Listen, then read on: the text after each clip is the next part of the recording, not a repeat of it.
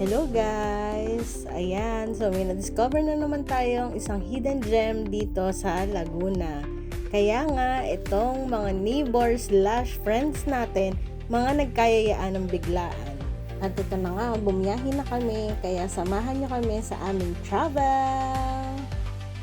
Kung gusto nyo nga malaman kung saan ang lugar, panoorin nyo lang ang video na to hanggang dulo. Pagdating nga namin sa area, may konting hiking walking lang naman. Pero super sulit naman ang walking guys, kasi ganito ba naman ang vibes na makikita nyo.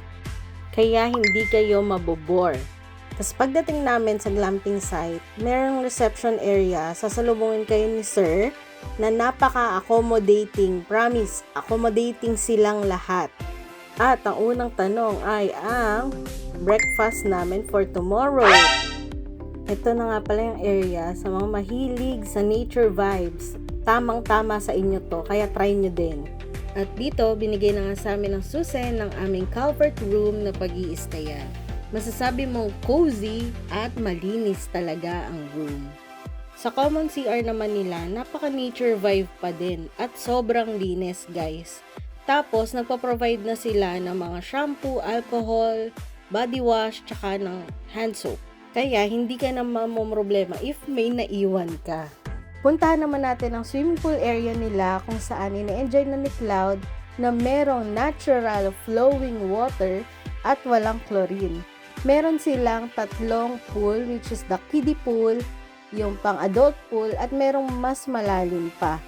Take note, malamig ang water nila guys ha, hindi siya hot spring.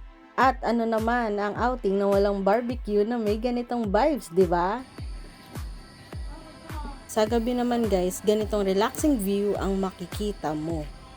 Pinapili nga din pala kami if magmo-movie night kami or magbo-bonfire kami, pero since malamig yung time na yan, nag-bonfire na lang kami at may dala rin kasi kaming marshmallow. Ni-ready lang namin bago kami magpunta doon sa area. Masaya nga ako niyan guys kasi first time kong gagawin na mag-ihaw ng marshmallow habang nagbo-bonfire. At nung natikman ko, super sarap pala niya guys. Hindi na namin tinigilan ni Marvin pero may limit talaga. Ang sugar, bawal tumaas. Kitang-kita na enjoy kami ng mga friends namin habang kumakain at nagdadaldalan.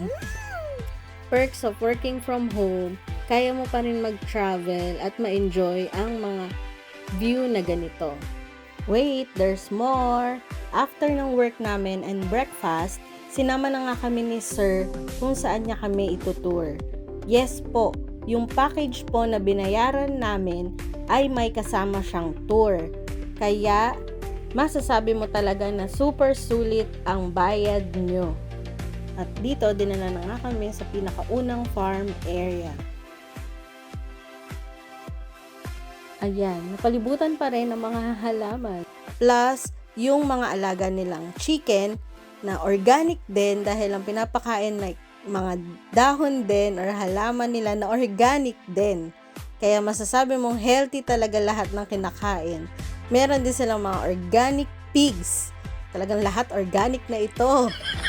At after nun, sinama nga kami sa area ng mga tanim nilang halaman na mga organic din.